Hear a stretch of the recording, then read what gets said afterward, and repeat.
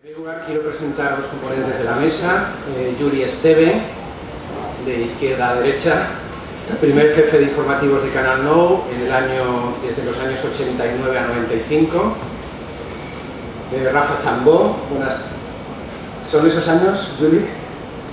Sí, los años sí, pero... Sí, lo que pasa es que hi ha un error generalitzat que m'atribueix a mi aquesta direcció del departament, i no és exactament així. El director del departament era Eliseo Lizaran, d'això que exigeix, no? Perquè jo estava de coordinador d'informatius, però el títol de cap informatiu de Canal Nou era d'Eliseo Lizaran, i vull deixar l'importància per a no assumir... Correcto, hecha la salvedad apropiada. Y luego tenemos con nosotros a Rafa Chambó. Buenas tardes, Rafa, profesor titular de Sociología de la Universidad de Valencia. Estamos esperando a José Ignacio Pastor, presidente de AFICOM y vicepresidente del Consejo de Administración de Radio Televisión Valenciana, y por supuesto a Josep Rosselló, el escritor del libro, y yo soy Vicente Bercher, el editor de Obra Propia, del libro. Evidentemente, para hablar del libro están nuestros invitados. Yo quiero hacer un pequeño apunte sobre la particularidad de nuestra editorial, de Obra Propia Editorial, que es una editorial online, de edición gratuita de libros y venta bajo demanda. Llevamos 5 meses trabajando. En esos 5 meses hemos conseguido algo que no esperábamos, que es tener más de 150 títulos editados en este momento. Es una plataforma web muy sencilla, donde cualquier autor puede entrar desde su propia casa y editar su libro con toda comodidad y con un proceso súper sencillo. En estos momentos la situación actual del mundo editorial es un poco preocupante. Hace unos días el presidente de la Asociación de Editors del País Valencià, Jesús Figuerola, escribía un artículo en El País donde afirmaba que el mundo editorial, si le pasa como al mundo de la música, será un auténtico desastre. Aparte de luchar contra la crisis, también tenemos que luchar contra el contexto de la transformación no contrastada todavía de la era digital. Desde la Asociación de Editors, que cumple 20 años y que aglutina el 80% del total de las editoriales y que generan unos 2.500 títulos al año y una facturación aproximada de unos 35 millones de euros, se están buscando soluciones a esa problemática. Se habla de exigir mayor compromiso por parte de la Administración, pero lo bien cierto es que las ayudas se han reducido en un 35% y se ha perdido en los últimos 4 años 8 millones de euros en dotaciones para las bibliotecas. Desde Obra Propia afrontamos estos retos convencidos de que el camino que hemos escogido es el correcto. No se puede realizar ediciones con tiradas masivas, ya que la inversión ahoga la cuenta de resultados de las El sistema mediàtic valencià, tan peculiar com el que tenim, en el que totes les coses es publiquen, totes les denúncies del que ha passat en Canal Nou, de l'actuació de la Generalitat, s'han publicat i així no hi ha hagut encara la menor sanció social, majoritària almenys, majoritària, respecte a això. Els missatges que dona l'oposició, dius, no és que no fan res l'oposició, no ho fa res. Jo estic fent informació política molts anys i no hi ha dia que jo no senta a polítics, sobretot del Partit Socialista perquè en són més i estan en més institucions, però també del Bloc Esquerra Unida, dir missatges inclús molt ben elaborats, que són absolutament ineficaços perquè no arriben. I en el centre de tot està aquest immens aparell de propaganda que és Canal Nou. Jo crec que és la clau, una de les claus que explica molt bé què està passant en aquest país, per què determinats missatges no arriben. Hi ha una frase que Josep m'atribueix en el llibre i que me vull atrevir a qüestionar perquè no me reconec en aquesta frase. Crec que en algun moment arribes a dir que jo mateixa, si fos avui, no faria el que hem fet.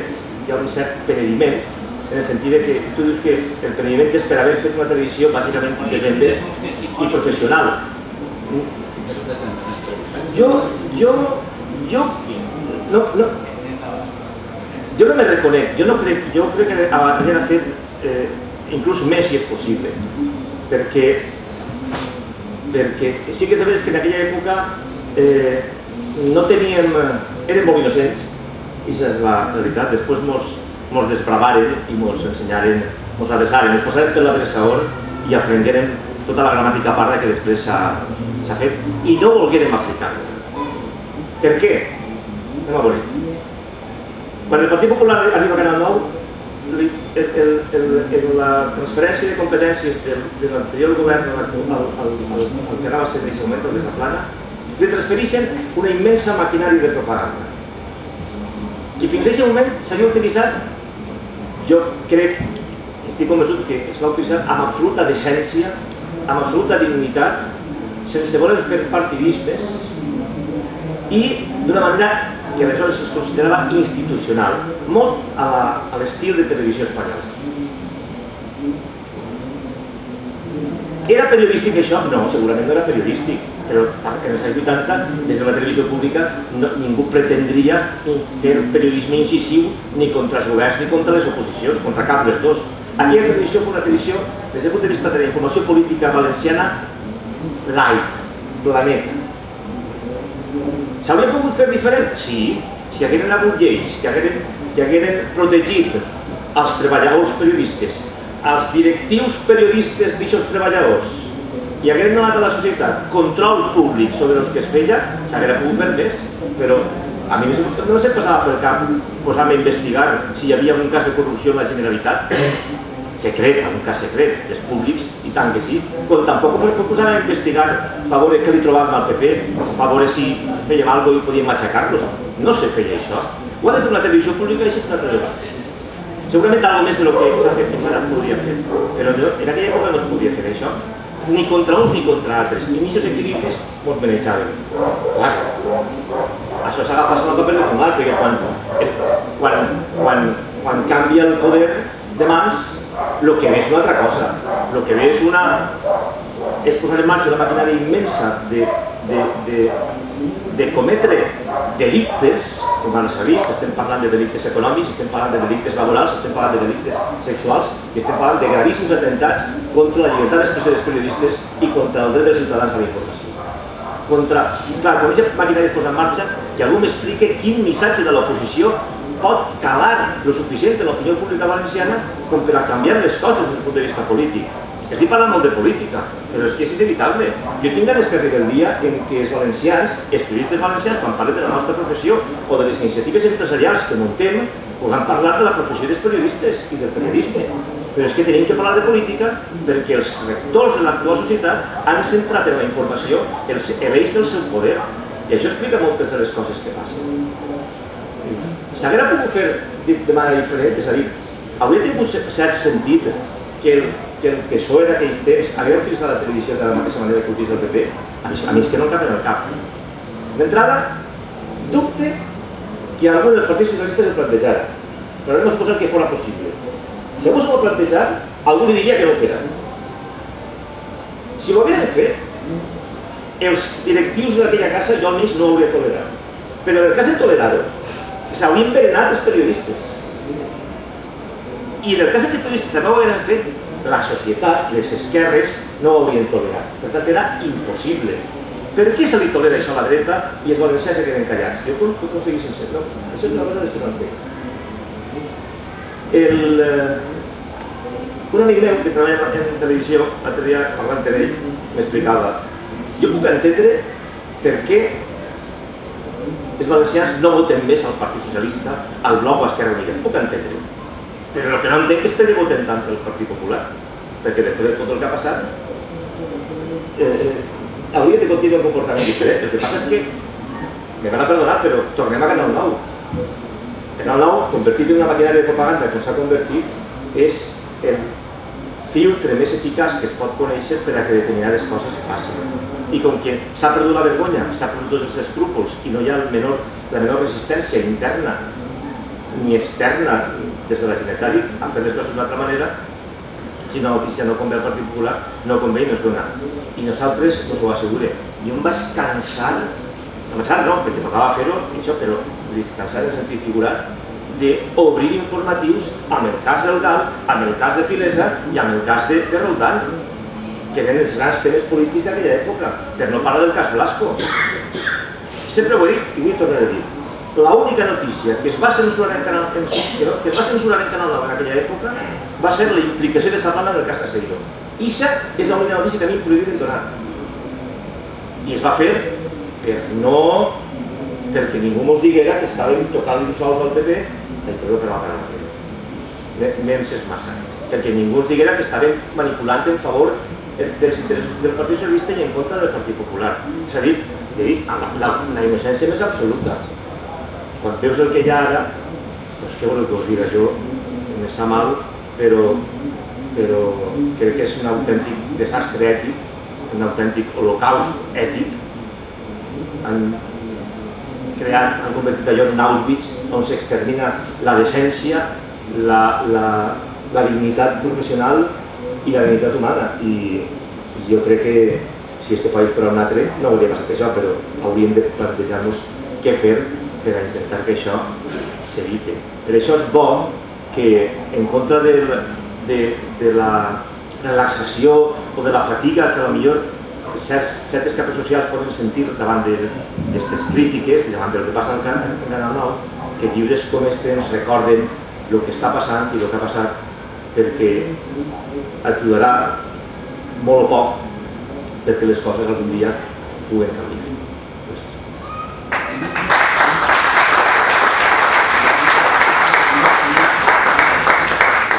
Moltes gràcies, Juli. Passem la paraula a Rafa Chambó.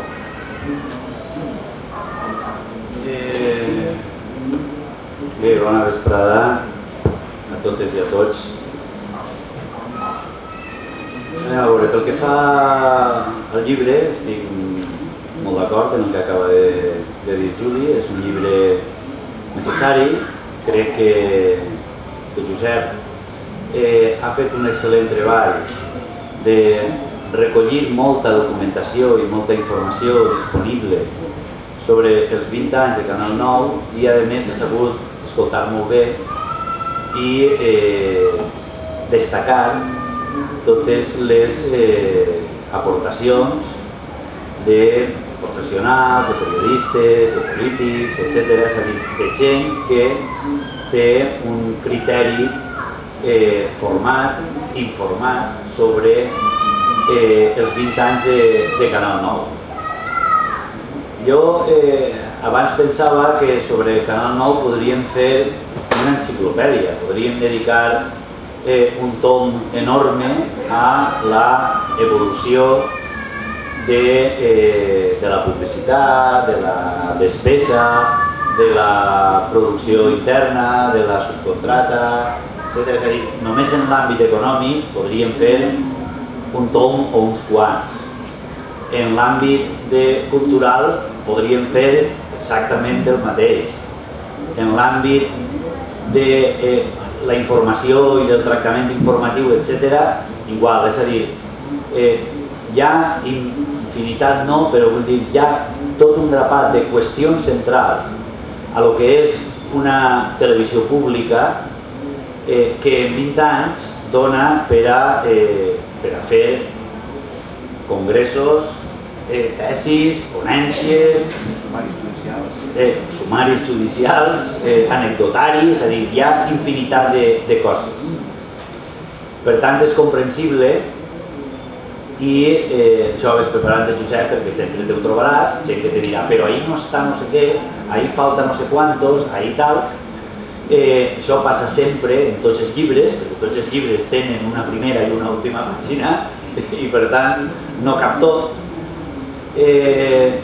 Però jo crec que la selecció és bona i com un, diguem-ne, com un fresc, com una aproximació crec que encertada per a, diguem-ne, entrar al tema, per a entendre una miqueta el que ha passat en aquests 20 anys, amb els criteris de dividir-ho per etapes, enfocar-ho des de diferents punts de vista, la programació, les qüestions més polítiques, econòmiques, etc. Crec que està molt bé i que és una aportació necessària i útil.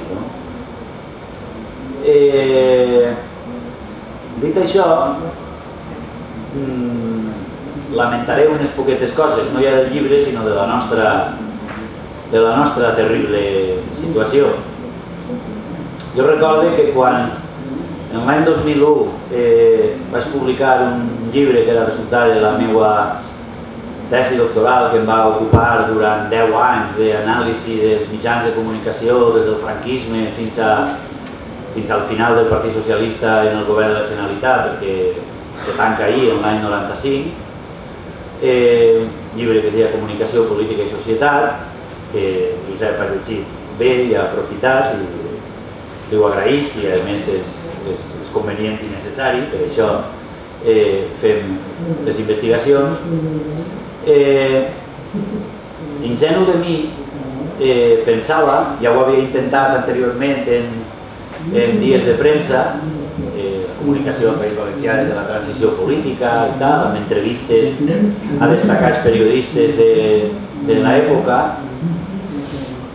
i ingenu de mi vaig tornar a quedar una mica decebut de l'absència de debat en la societat valenciana sobre el que passava en els seus mitjans. És a dir, la cosa es va liquidar pràcticament en les columnes habituals en els mitjans, diguem-ne, una miqueta més lliures per a poder parlar d'aquestes coses, que ja sabem quins són, bàsicament 2 diaris i res més, i després alguns setmanaris i tal, o revistes i poca cosa més.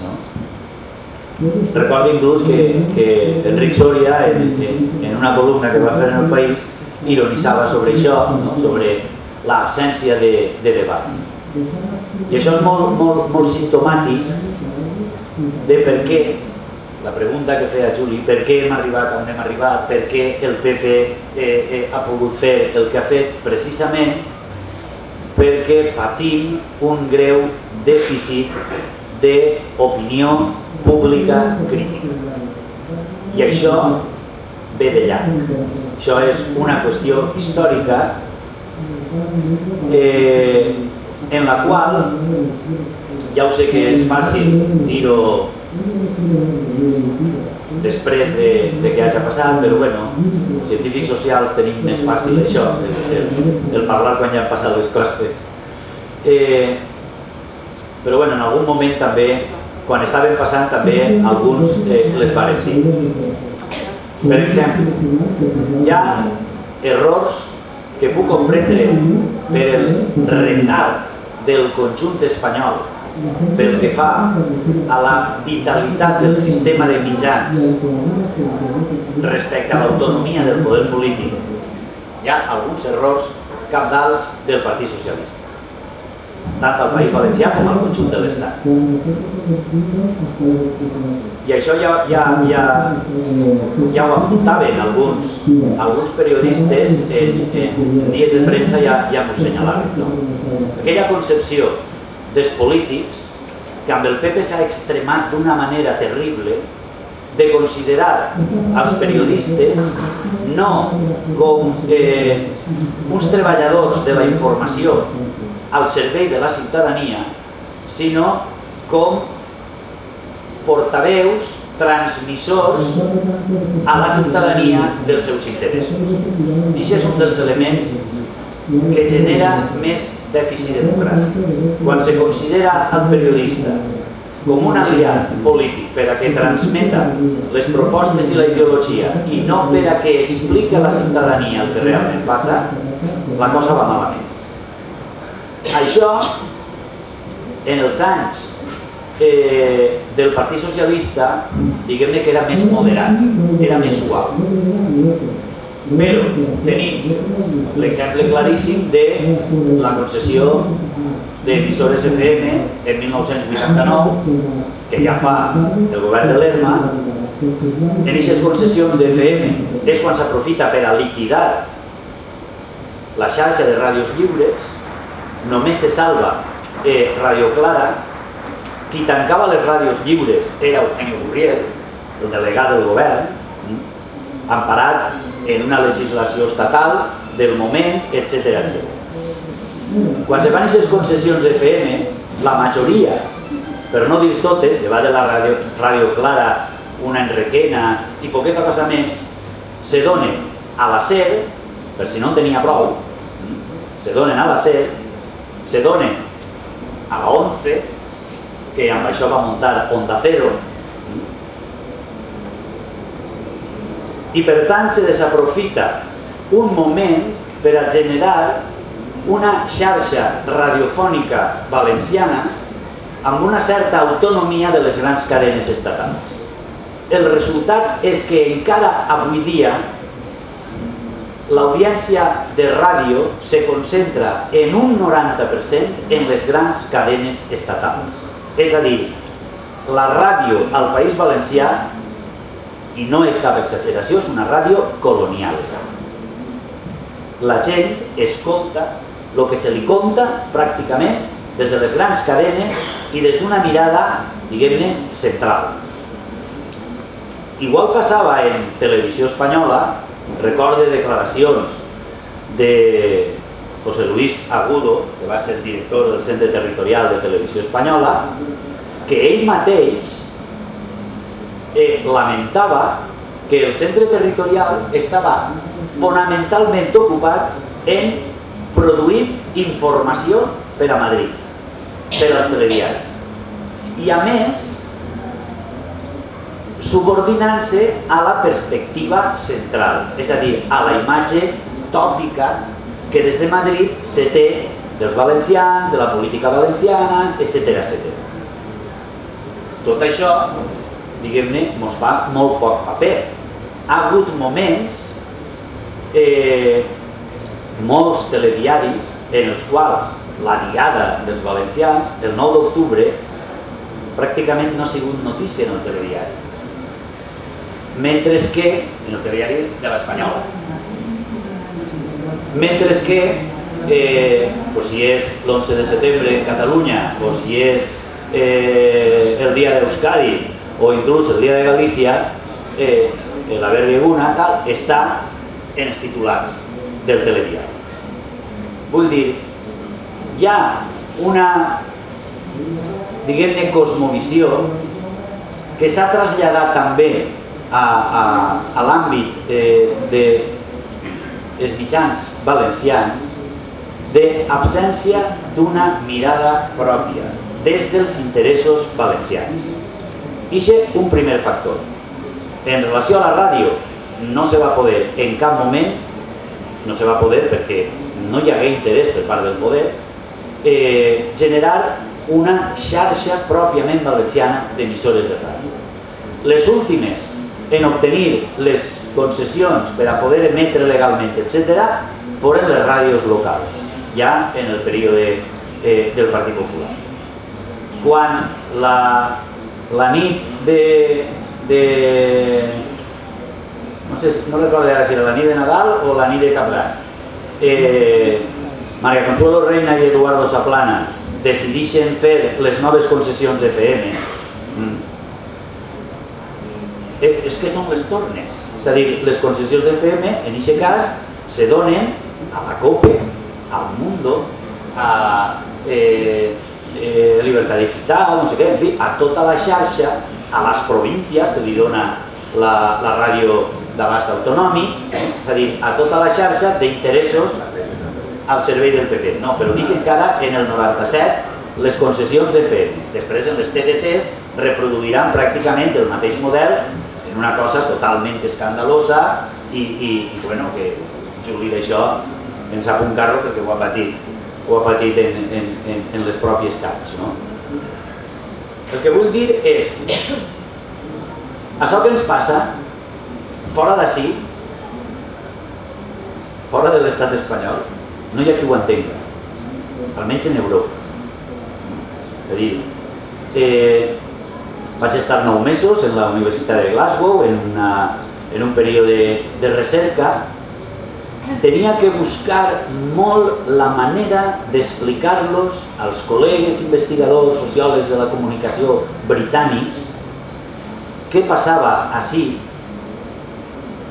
per a que no pensaren ni que jo estava boig, ni que era un demagog, un exagerat, un radical, és a dir, suavitzava moltíssim les explicacions per a que ho pogueren entendre.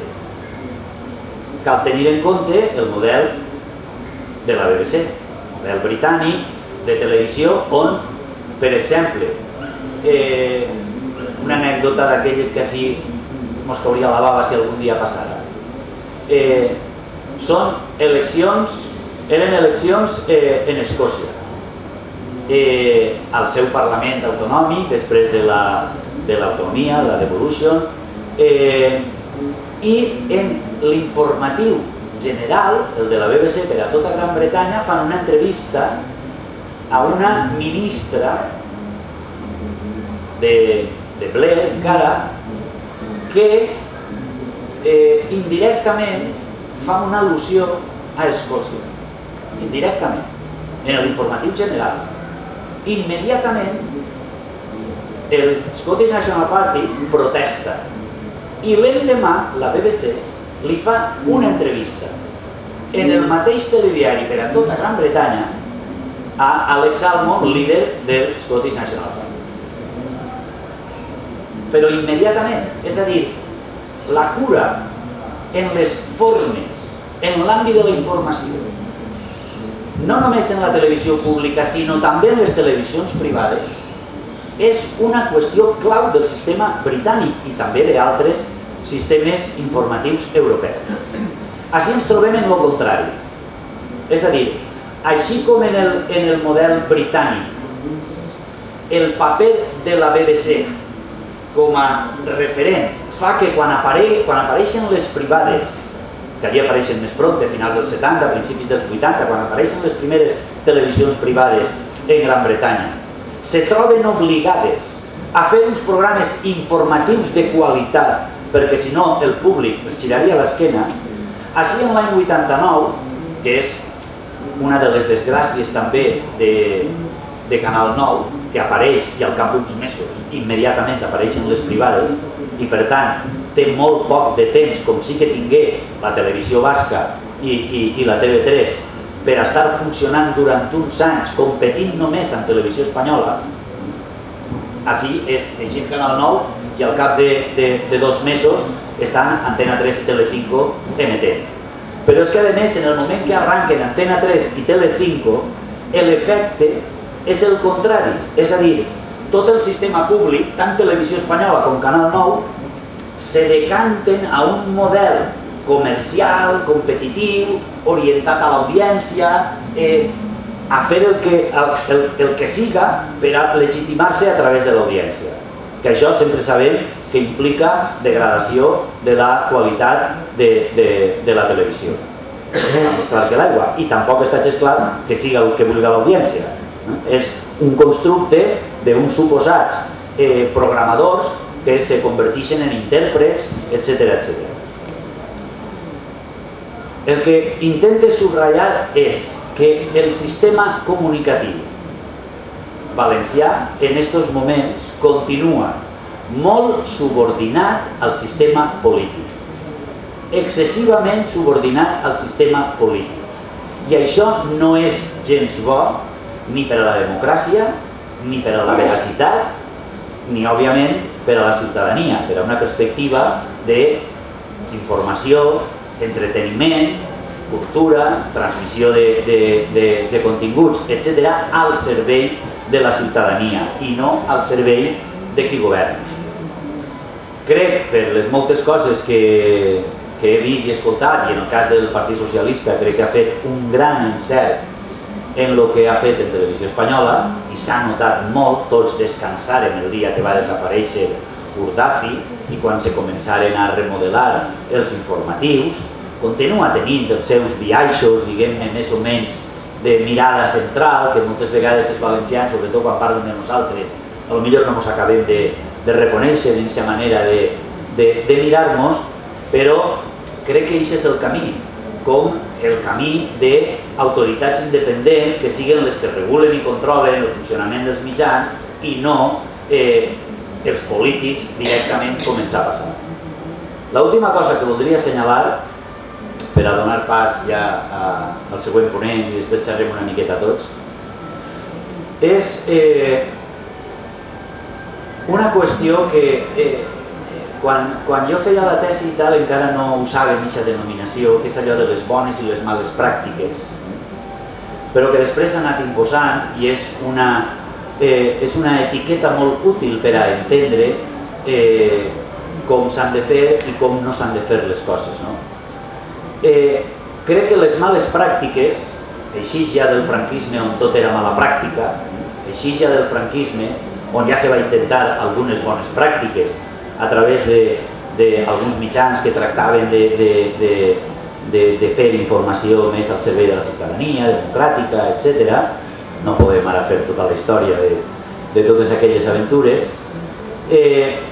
Crec que és la batalla de València, és el conflicte des de l'any 79.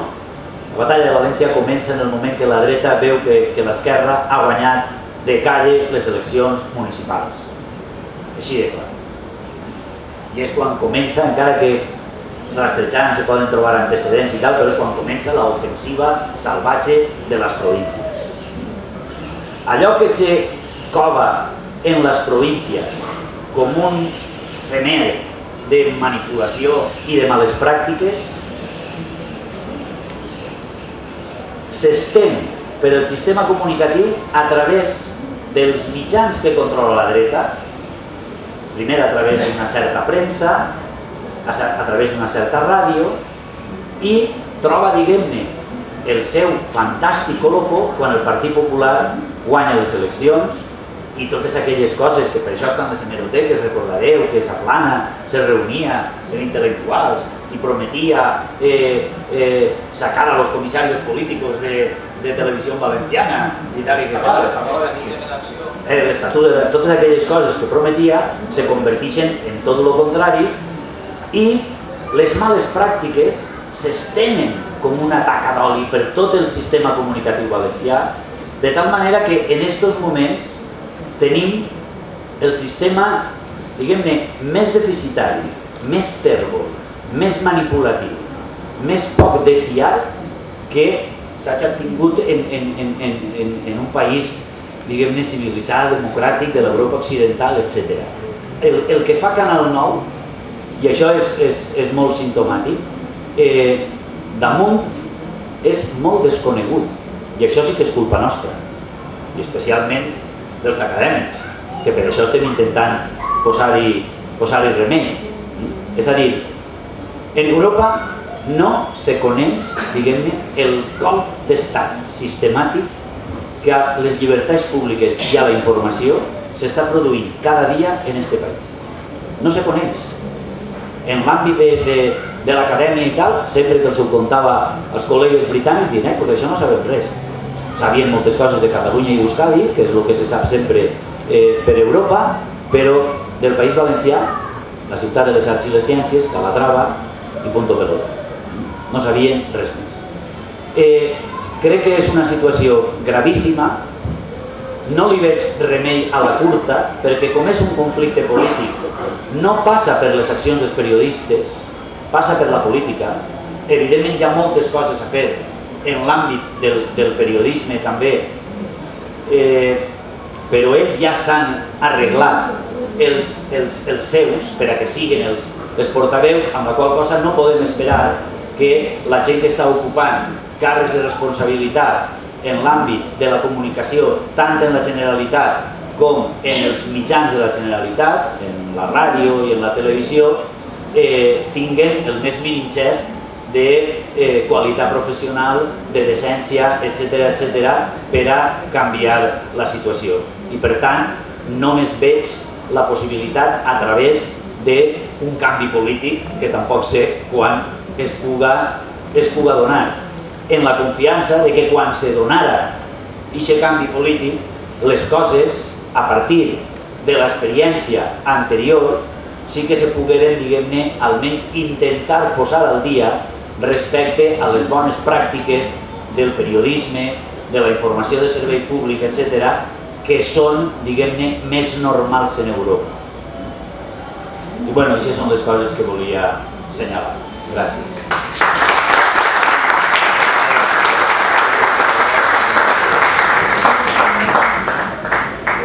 Moltes gràcies, Rafa. I com dia abans, José Ignacio Pastor, president de ASICOM i vicepresident del Consell d'Administració de la Televisió Valenciana. Té la paraula. Bueno, bona vesprada a tots i a totes. Primer, disculpeu la plegat tard perquè vinc del Consell d'Administració que ens convoquen en 48 hores justetes, és a dir, el dimecres tindrem Consell d'Administració. Entre altres coses, aprovarem, en el vot en contra i tal, 32 milions d'euros més. Així, de calderilla, no?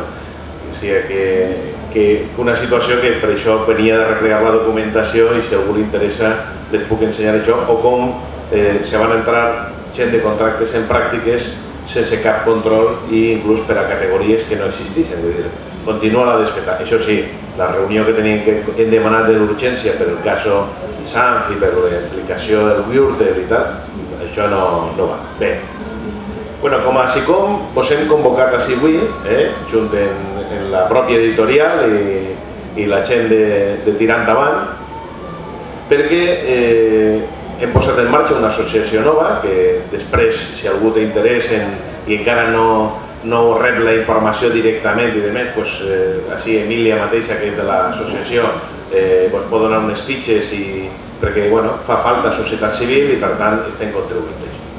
I per què aquest llibre, que és un cicle, també vos convidem, el divendres presentem el llibre de periodisme entre les cordes, el valencià als mitjans de comunicació, és un llibre molt interessant perquè és la primera sistematització de totes les publicacions que tenen un percentatge important en valencià en la seva contingut i l'hem fet conjuntament quan hem col·laborat com a ASICOM en l'Associació de Publicacions Periòdiques Valencianes. Això era el minut de publicitat.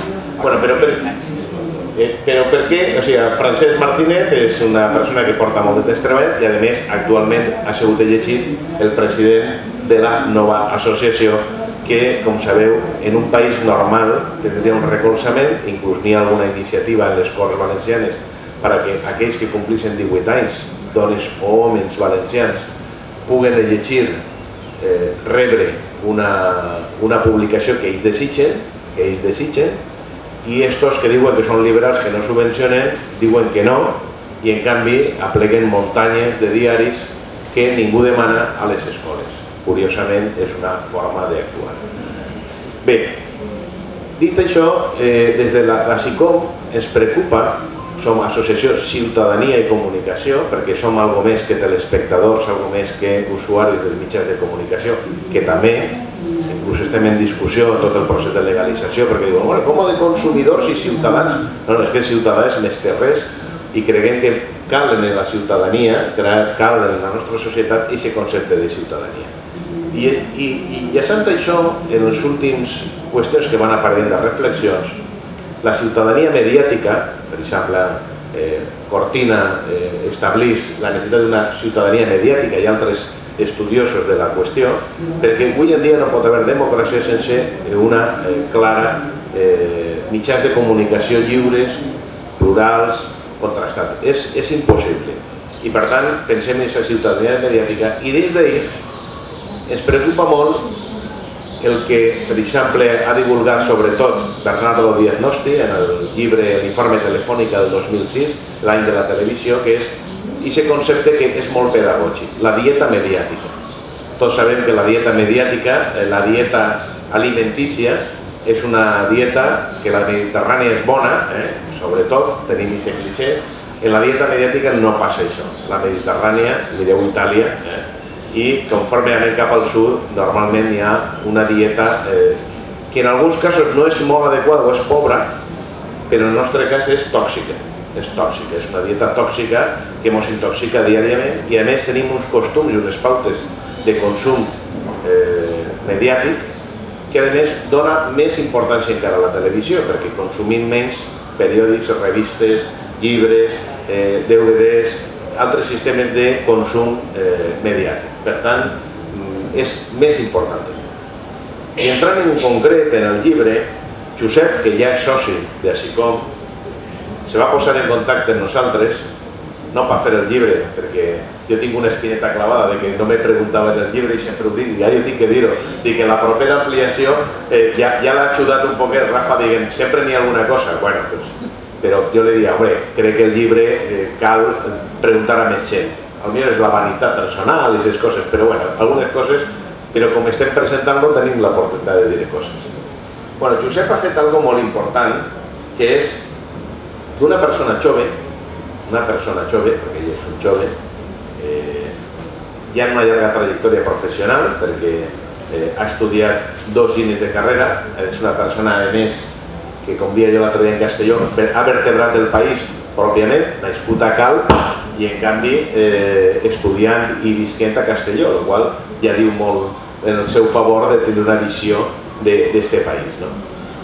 Pues Josep el que ha fet és arreplegar sistemàticament, com s'ha dit, tota la documentació que ha pogut aconseguir, que curiosament no és molta per a la desfeta que ens fa com a país esta Ràdio i Televisió Valenciana, però s'ha llegit els informes del comitè de redacció, s'ha llegit els informes del Consell Valencià de Cultura, s'ha entrevistat a persones que han fet des de la televisió impossible, perquè sembla impossible la televisió, a altres que estan així en la taula avui, a responsables, i a distintes, ell diu, equidistantment a distintes realitats polítiques.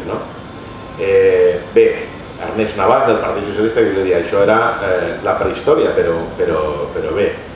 Però sí que és molt important el que ha replegat, sistemàticament, científicament, però no neutralment, perquè ell no és neutral quan escriu, és una persona compromesa amb el seu país, amb el territori, i per tant, els aspectes identitaris cobreixen una part important en aquesta anormalitat d'una ràdio i televisió que naix en uns objectius i que a poc, cada vegada més abandona aquests objectius, des del tema de la llengua o aspectes de la informació plural, una informació objectiva, una protecció, un fer créixer un país que d'alguna forma, com una televisió, quasi podríem dir en contra en moltes ocasions.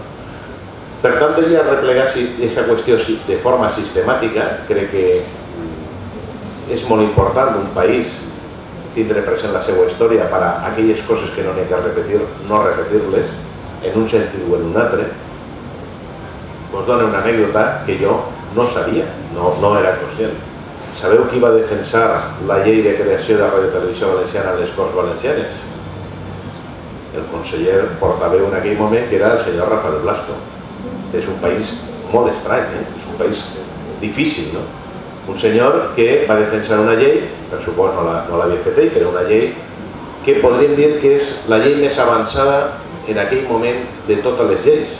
Una llei que plantejava que no seria el govern qui nomenaria el director general o la directora general, que la voluntat de consens o de majoria qualificada de 2/3 ja exigit per les Corts primer, i per tant, entonces Televisió Espanyola, fins a no fa no res, se designava per el govern, la direcció general. Per tant, digueu que una llei molt avançada, però que en aquests elements de la batalla de València i aspectes de la situació del Partit Popular o la dreta en general, impedís el seu desenvolupament en tot el món. Jo crec que el context no és el mateix que descans.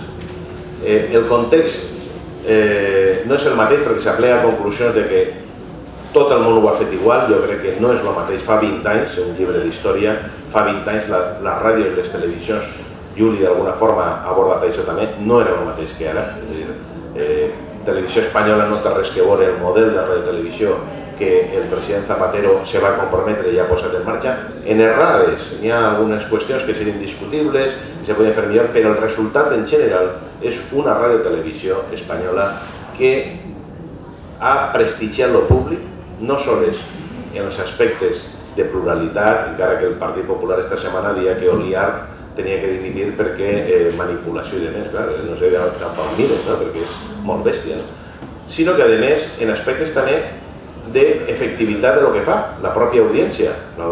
Continua sent líder, més darrere més, i la Ràdio i Televisió Espanyola. Ens agradaria tot el món opinem, però sí que té una visió diferent, participativa, una visió diferent de motor, a més de l'audiovisual espanyol.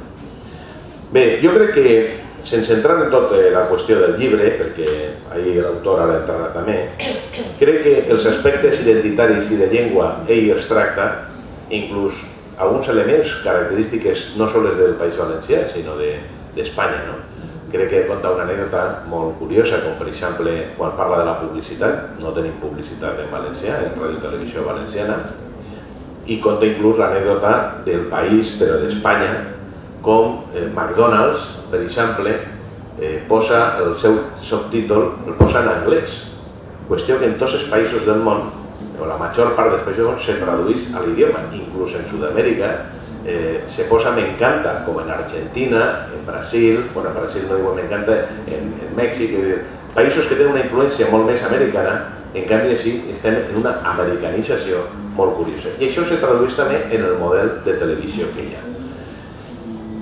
Hi ha una qüestió important, perquè veig així empresaris, veig a Carlos i alguna altra gent que treballeu en el sector industrial de l'audiovisual, clarament analitza també com el sector del doblatge, el sector de la producció, Ràdio i Televisió Valenciana no ha ajudat. Jo inclús, aprofitant que està així, Enric, he contat, sense demanar-te permís, però he contat, en el teu cas i el cas de Vicente Domingo, com dos casos, com Ràdio i Televisió Valenciana no aprofita el potencial que té dels seus treballadors. Gent que fa projectes innovadors d'I+D, de servei públic, Europocket TV, que és una televisió baix IP magnífica en un premi i en un recolzament del Parlament Europeu, doncs Enric ha sigut capaç de fer televisió feta per els joves, que per cert, el target d'edat no se menja un torrat, quasi ninguna televisió, però Canal 9 ni de conya. Els joves no veuen Canal 9. I per tant, en un producte fet per un treballador de la casa, on en passa totalment.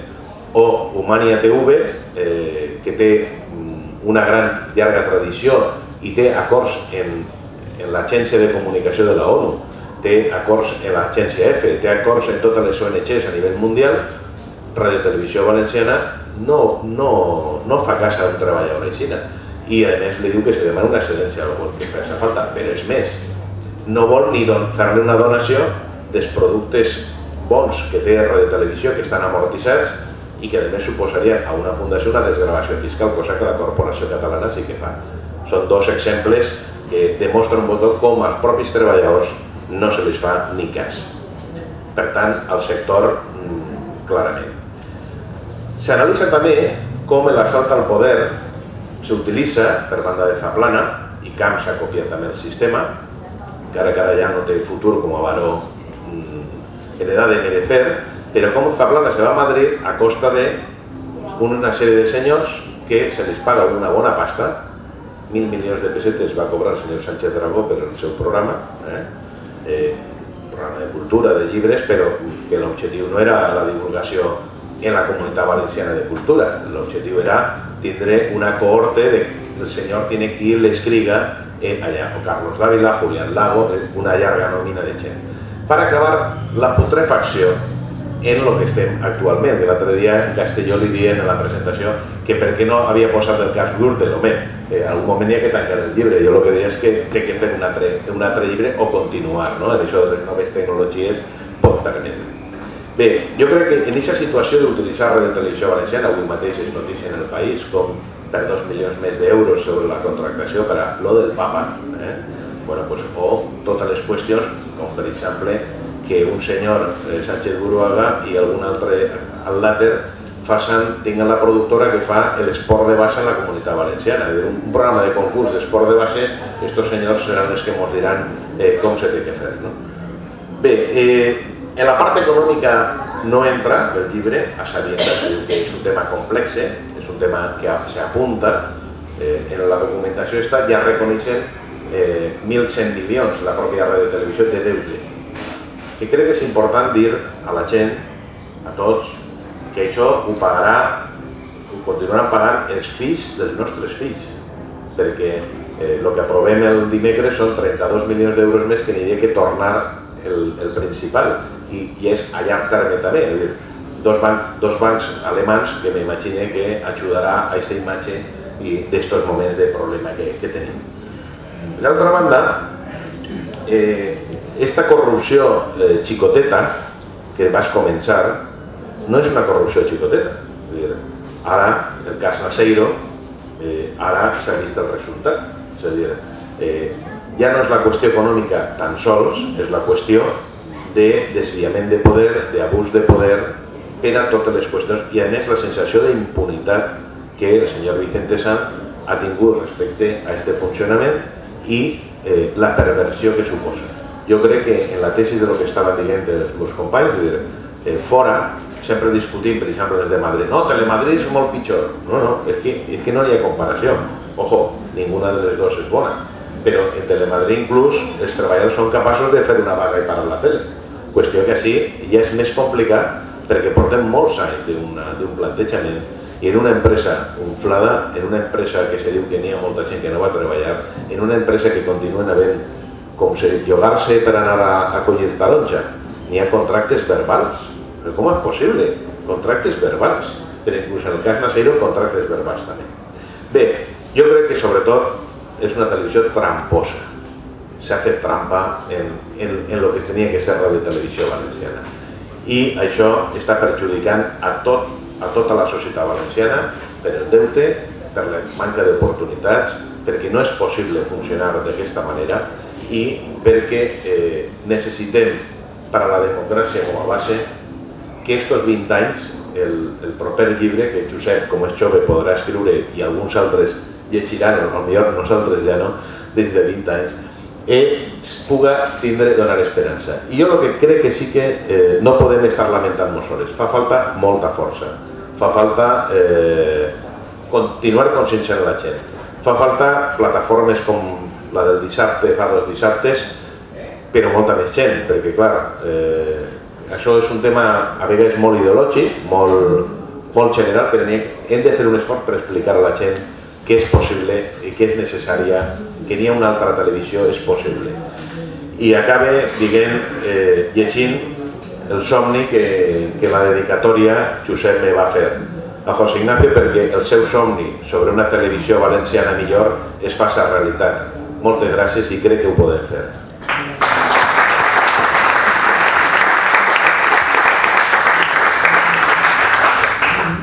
Molt bé, gràcies, José Ignacio. I ja sin més, pues el autor està així per a parlar amb vosaltres i a Josep.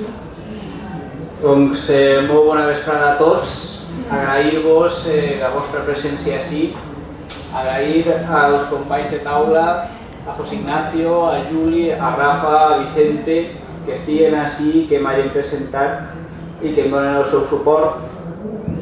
Res, a mi se me va ocórrer escriure sobre Canal 9 per una qüestió acadèmica. Jo estava fent el doctorat i el meu tutor em va proposar parlar sobre el model de llengua de la producció pròpia de Canal 9.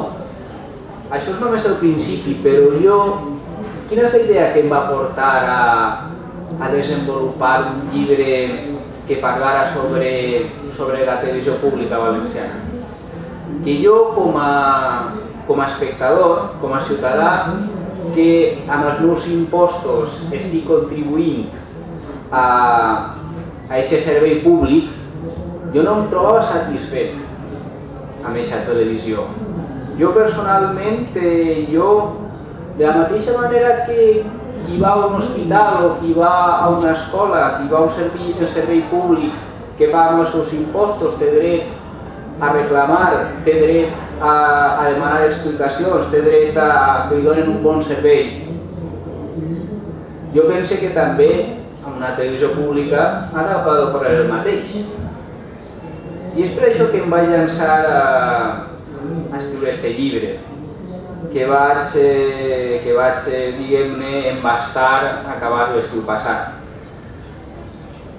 He començat parlant en el llibre de la batalla de València. Per què? La batalla de València l'ha esmentat en la seva intervenció Rafa Chambó, perquè jo crec que Canal 9 hem de tindre en compte que és una televisió pública, una empresa pública de la Generalitat Valenciana, i així el País Valencià, que és el que més ha influït al llarg dels últims 30-35 anys. Vull dir, ja sabeu que en la transició va haver aquest conflicte identitari, anomeneu-lo com vulgueu, que va ser la batalla de València, i això ha influenciat, ha influït tot el que ha passat en la política i en la societat valencianes des de la mort de Franco fins als nostres dies. La televisió valenciana, com a televisió pública, no podia restar al marge d'això. Moltes voltes, quan es parla de Canal 9, es parla de la famosa llista de paraules prohibides que va fer a l'inici Amadeu Fabregat, el primer director general. A sant de què venia això? Doncs perquè durant la transició política va haver qui li va donar per discutir sobre qüestions filològiques, de que si valencià, català, de que si post, doncs, aquest i totes aquestes coses.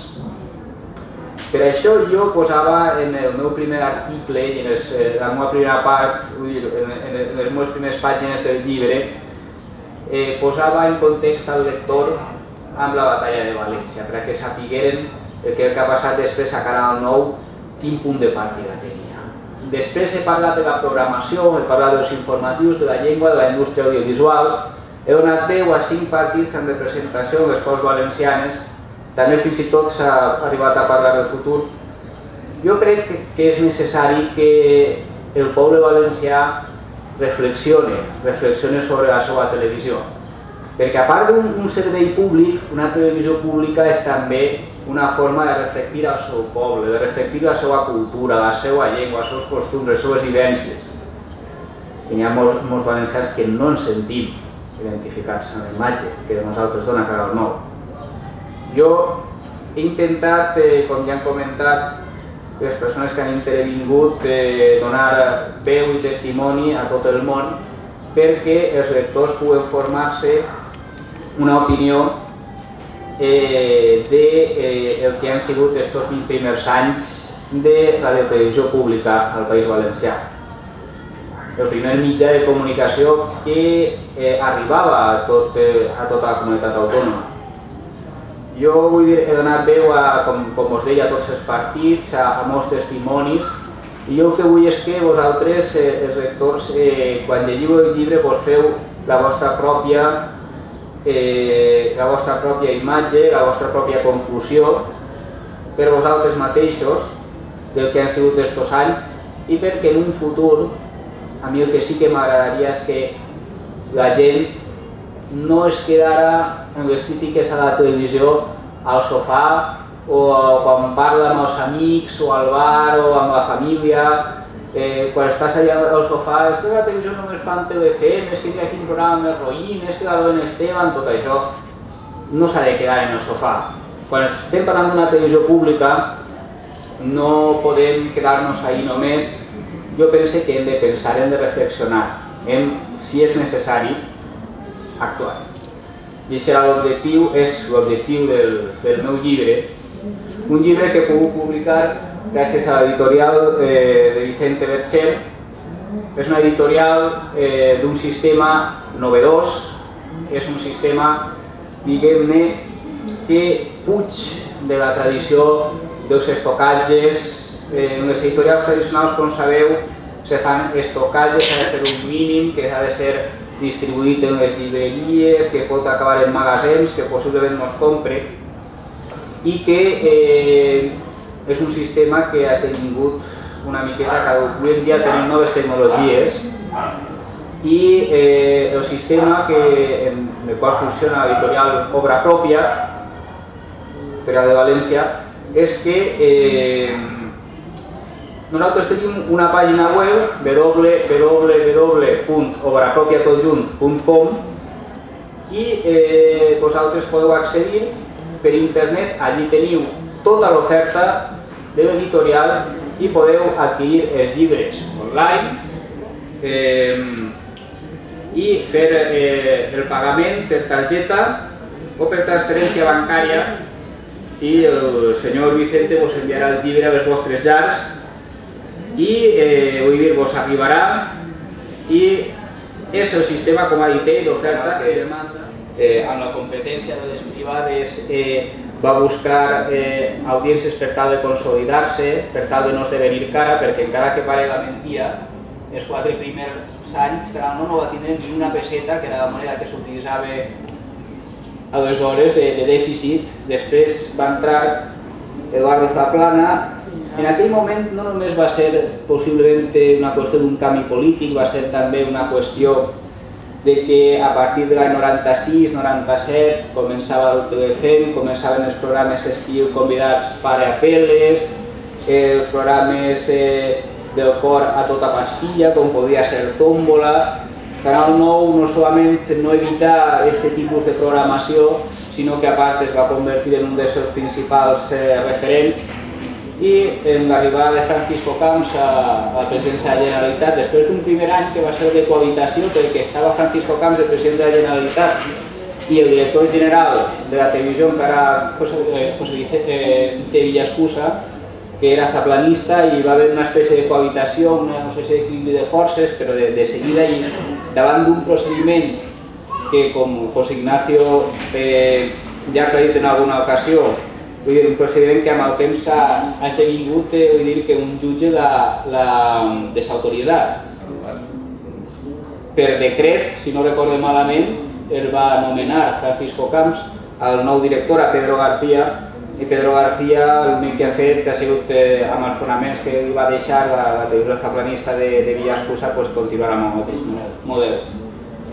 I res, amb això finalitza, que som 5 persones les que hem parlat, això moltíssimes... Bueno, m'agradaria abans de tot, ja que en un minut, agrair-li a Juli que em compara amb Grimaldo, la veritat és que és un honor, i també en la seva intervenció Rafa Chambó agraïa que jo hagués utilitzat els continguts de Societat Política i Comunicació, i jo que hauria de dir és que realment qui hauria d'agrair soc jo, que gràcies a aquest treball he aconseguit moltíssimes dades que m'han servit.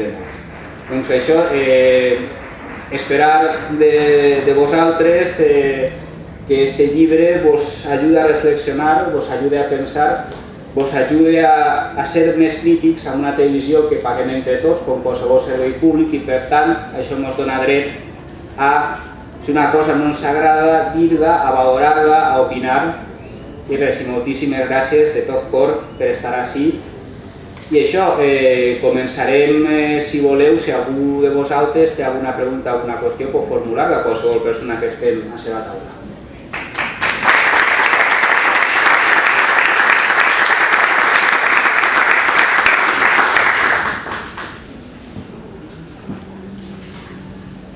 Endavant.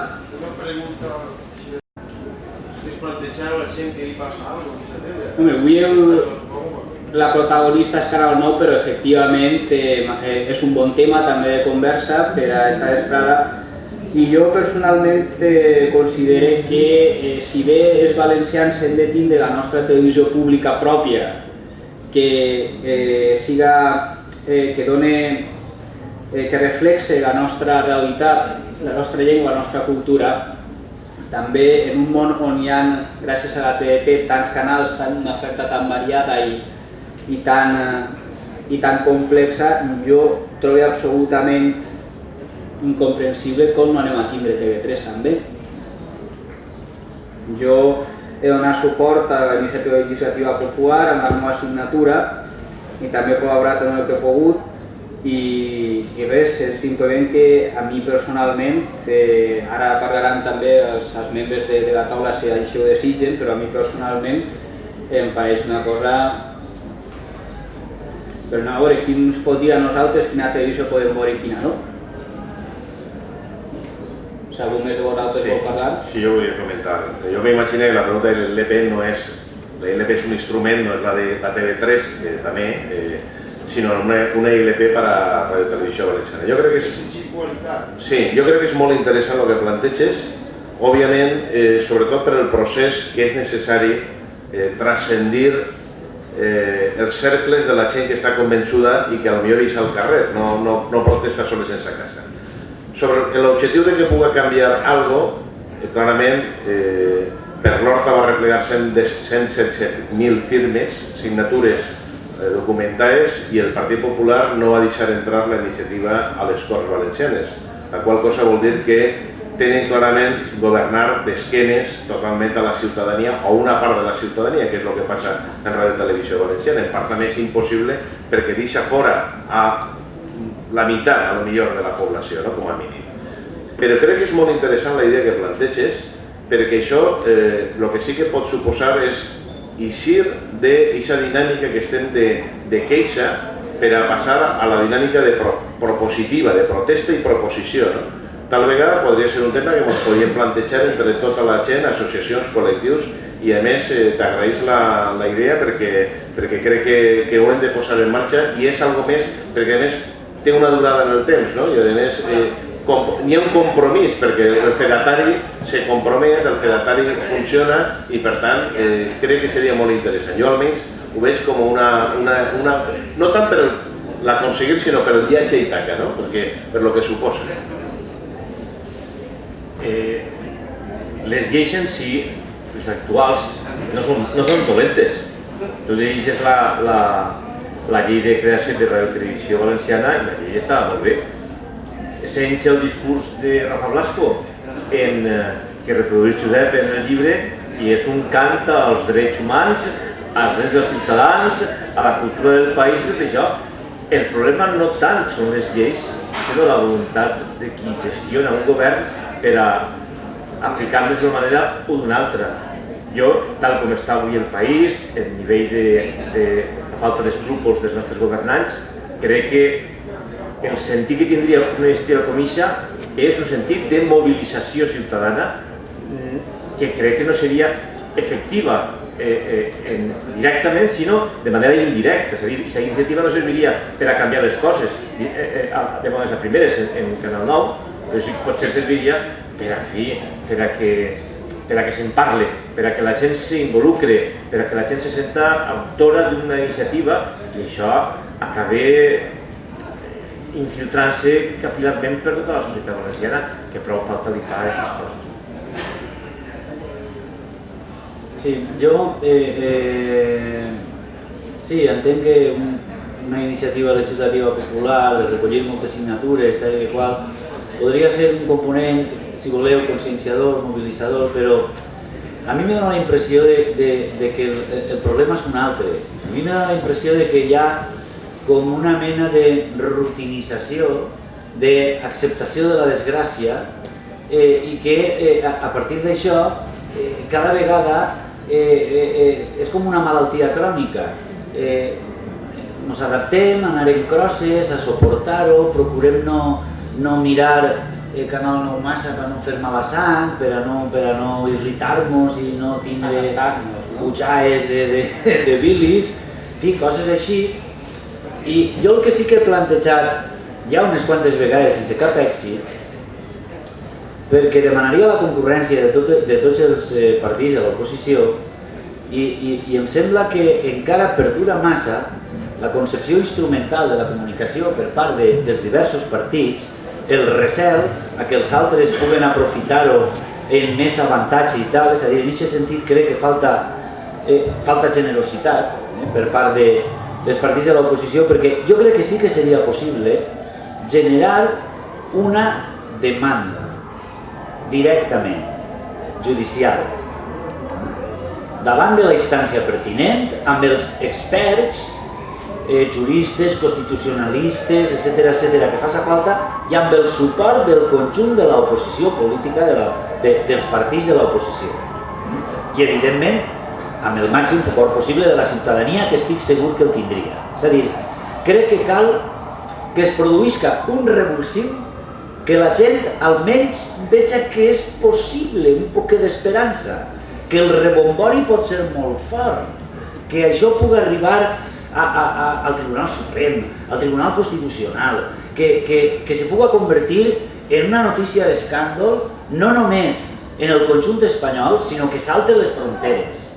D'alguna manera és el que estem intentant des del punt de vista acadèmic. Anem a fer un número especial, monogràfic, que es dirà Sociologia dels Mèdia al País Valencià i de la revista Arxius de Ciències Socials, i que, a més, només estiga fet, anem a fer una edició en anglès per enviar-lo a tots els col·legues, per a que quan els senyors del Partit Popular van als congressos estos de medios i tal, i se'n van a Berlín o a París i tal, i conten les meravelles de su televisió de proximitat i totes les mentides que conten, se puguen trobar col·legues que en la mesura en què no són certs i no depenen de les seues nòmines, etc., es puguen dir, escolta, això és mentida.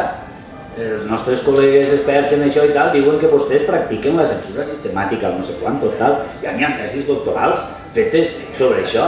I per tant, des del punt de vista de la mobilització, crec que la clau aniria més en fer, quasi diria, un pacte d'estat, un pacte claríssim de això no se pot tolerar més, anem a mirar els instruments legals perquè n'hi ha suficients dades contínuament i és evident que un ciutadà de peu no pot llançar-se, és com quan pretens denunciar l'Ajuntament de València, te poden estar torejant tota la vida, tu a soles, el teu advocat, arruïnant-te i perdent hores i ells en el seu gabinet jurídic matxacant-te tot el que es doni la gana, no?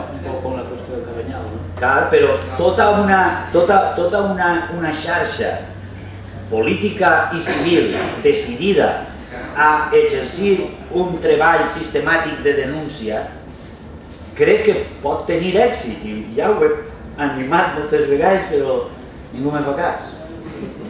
Jo una cosa, jo crec que estem en moltes de les coses que estem suggerint, però el que passa és que moltes vegades va haver una plataforma també per canal nou en la que hi havia una red de més de 20.000 persones que va estar molt bé, no?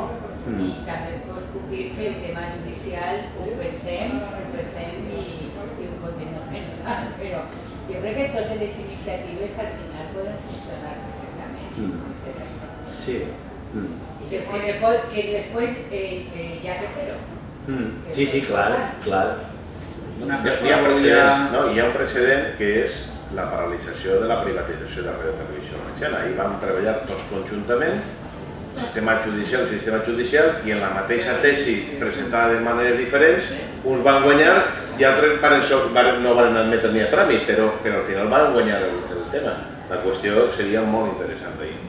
No, que pense jo que des de la ciutadania que poden fer, perquè a mi m'està entusiasmant el que estic sentint, però, claro, des dels estaments polítics i això, pues no sé, ja diu Carmen que ja ho tenen.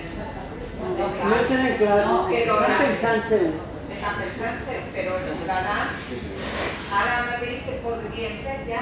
Doncs mira, hi ha una cosa molt senzilla que els valencians practiquem molt poc, i és quan estàs veient claríssimament que estan mentint, encara que siga a la persona de centraleta, despenjar el telèfon, que a més ara, avui dia, de fix a fix, no vaig a fer propaganda, és inclús gratuït, és a dir, pots estar hores donant la tabarra, i cridar per telèfon i dir, escolta, vull dir-li a tal i qual que això és inadmissible, és impresentable.